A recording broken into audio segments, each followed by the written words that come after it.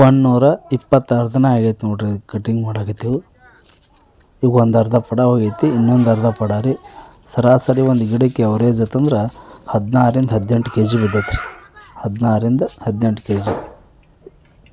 Thank you for all watching my dear friends.